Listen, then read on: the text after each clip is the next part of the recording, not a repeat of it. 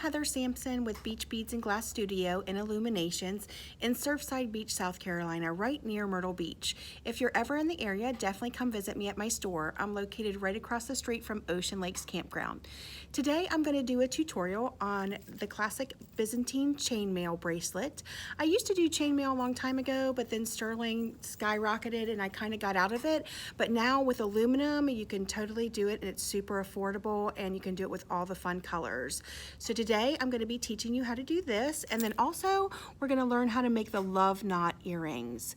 So let's go ahead and get started. So the tools that we're going to need to do the chainmail bracelet today is mainly going to be our nylon coated flat nose. Now all the kits that I have, all the rings are pre-cut.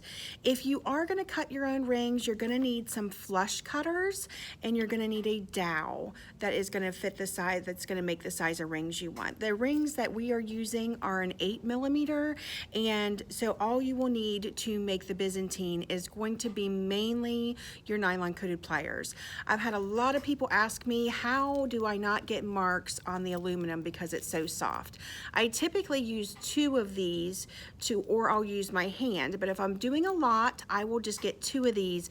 I say they're kind of like slippers on the carpet. You'll never know you were there. It has a nice smooth end. You can also put like painter's tape around your tool to soften it so you don't grab it and leave any marks. So mainly this is going to be your tool that we're going to use today making the bracelet. Okay, today we're going to make the metal mix Byzantine bracelet. These you are going to need 77 to 83 of the 12mm aluminum jump rings, and then you will need I like to use the adjustable toggle, and then you'll need 2 small jump rings to actually attach the toggle. But the way that you're going to start your Byzantine is you're just going to make a chain link, and all you have to do is open the gold, put 2 copper and 2 silver. And then what you do is you take a little piece of ribbon or hemp, anything that you can hold on to, and you're going to go through those first rings, the copper. And you're just going to tie a knot. This is going to be something for you to hold on to because these rings are small, so sometimes they're hard to grip. So with this, you'll be able to get a good grip on it. So you have your 3 rings right there. What you're going to do is you're going to let the 2 top silver ones fall, and then you're going to open up the gold, and we're going to come back and start over, and we're going to take the 2 copper, and we're going to link through those silver. Now you can use 2 nylon coated pliers, or you can use your hands. If it's too hard on you to use your hands, you can actually use 2 nylon coated pliers, but you definitely want to be using the nylon coated pliers because that will not mark up the aluminum. If you use any other tool, it is going to mark up the aluminum. So I went through the same silver with the copper, and I'm going to close it, just grabbing it here and bringing it back with the knife. And the way that you move it is you go from front to back. So let me find that again.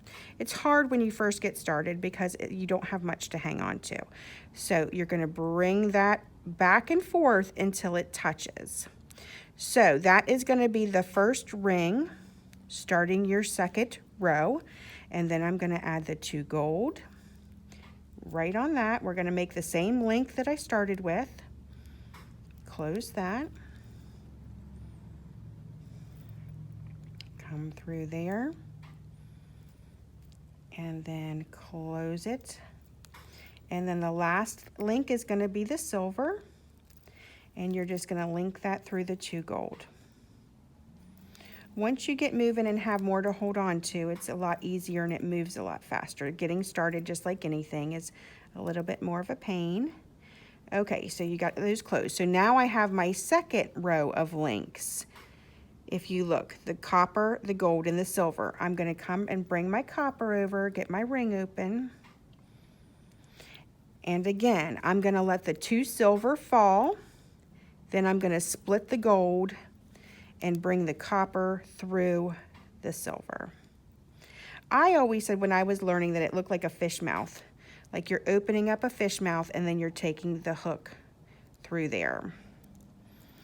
Now some people like to use a pin or something to keep those hooks up. You can do that. Sometimes it just gets a little crowded, so I just use my fingers. And then once you get that first ring in there, you're good. Those are gonna stay split.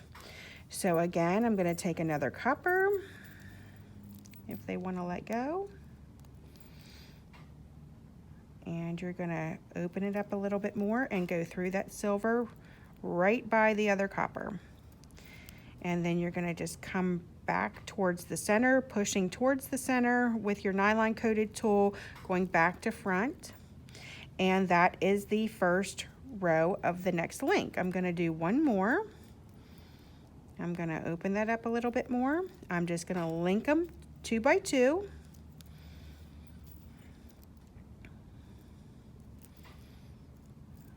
Just like that.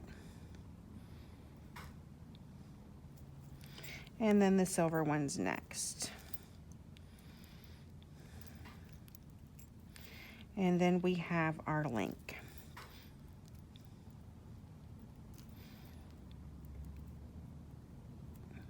And get it through, make sure you get it through both, and then you close it. And again, okay, so you have your 3 links. You're going to let the silver fall down to the side, open up the fish mouth. And then you're going to, with the copper, you're going to start your links over. And you're going to hook right in those 2 silver. And then bring it back.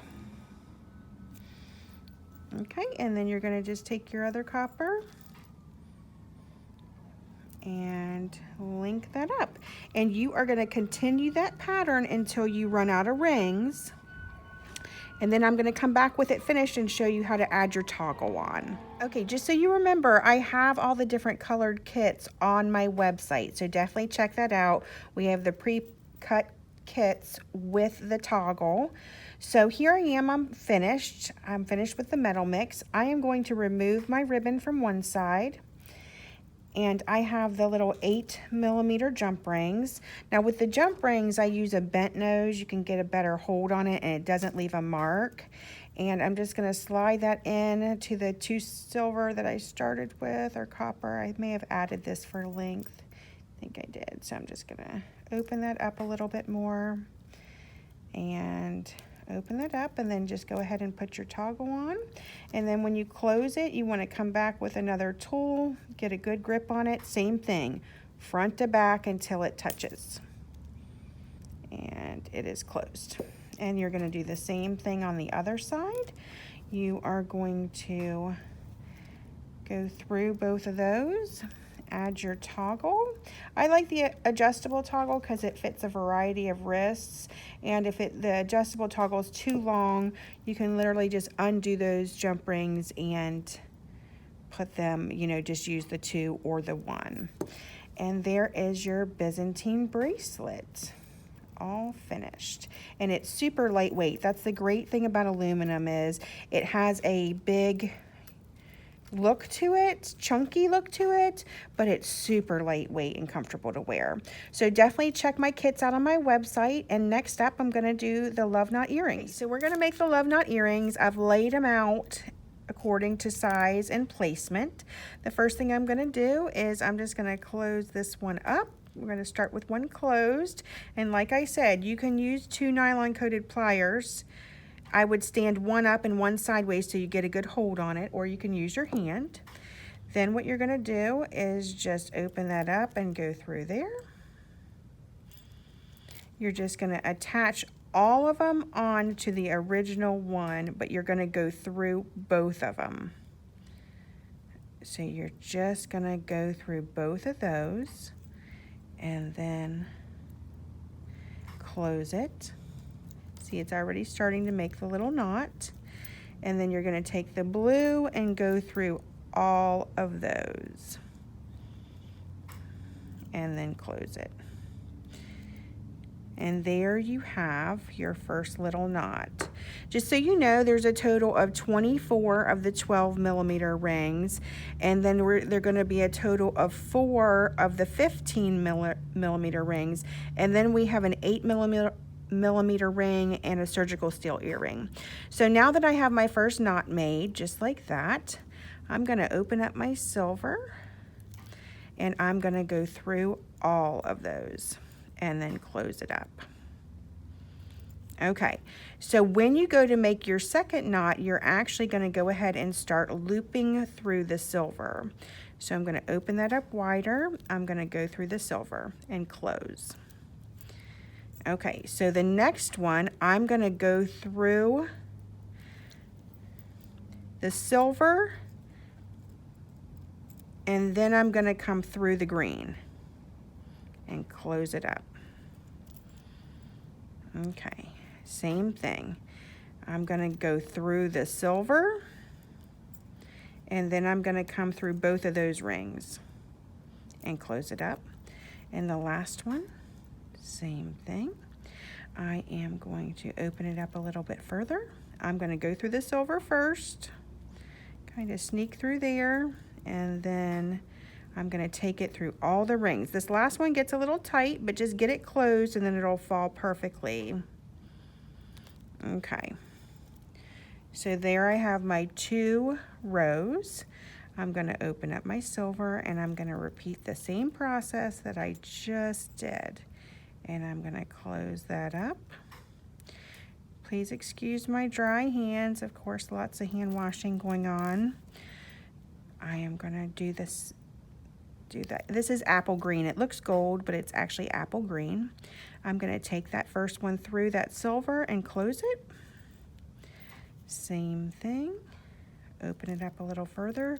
Go through the silver and through the apple green and close it. Now, if you have troubles getting your rings closed perfectly, you can move back and forth as much as you want until you close it. It's not going to weaken it. I'm going to go through the silver and then go through the 2, turquoise and apple green, and close it. And this is the last one. So, oh, I did not go through the silver with that one. So that shows you what it looks like when you miss the silver. I must have missed the silver. So I'm going to go through the silver and then through the beads or through the rings and close it. And now let's do the last one.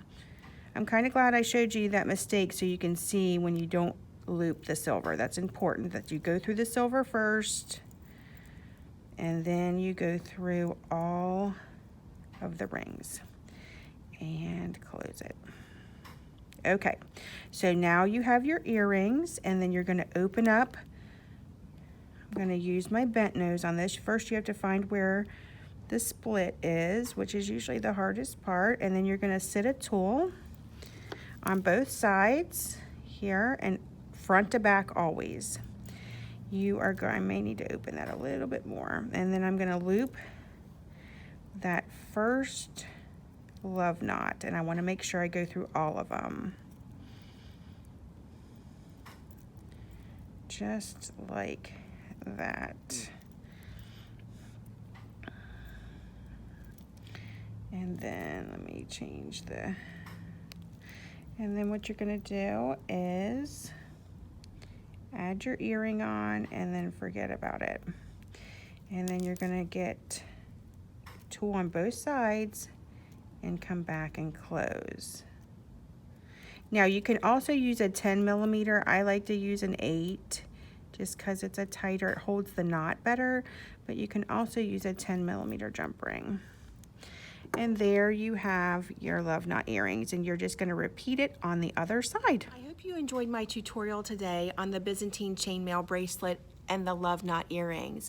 Definitely check out my website right here for the kits for this tutorial, and I have all kinds of other kits on there too.